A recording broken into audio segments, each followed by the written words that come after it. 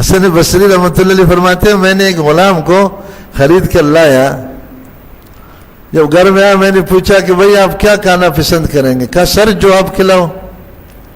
کہا کیا آپ پہننا پسند کریں گے؟ کہا جو آپ پہناؤ۔ آپ کس ٹائم آرام کرنا چاہتے؟ کہا جب آپ کہو۔ کہ آپ کس کام کو آسانی سے کر سکتے ہو؟ کہا جو آپ کہو۔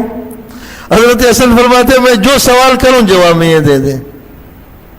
میں نے کہا یار تم نے تو مجھے خدا کی معرفت عطا کی ہے، مجھے کیا حق ہے میں تمہیں غلام رکھوں؟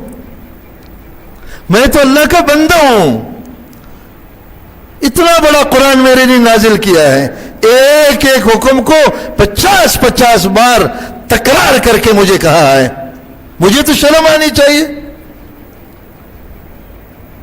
میں اپنی مرضی کرتا ہوں، اپنی کمائی میں اپنی مرضی کرتا ہوں، تعلقات رکھنے میں اپنی مرضی کرتا ہوں، کاروبار میں اپنی مرضی کرتا ہوں، اخلاقیات میں اپنی مرضی کرتا ہوں۔ یہ تو غلام کو بھی حق نہیں ہے، بندہ کو کیسا حق ہے؟ یار غلام تو پھر بھی مخلوق نہیں ہوتا ہے نا آقا کا، اس نے پیدا تو نہیں کیا اس کو، ہم تو اللہ کے مخلوق ہے، اللہ نے تو بنایا ہے ہم کو، مخلوق پر تو خالق کا حق بہت زیادہ ہے۔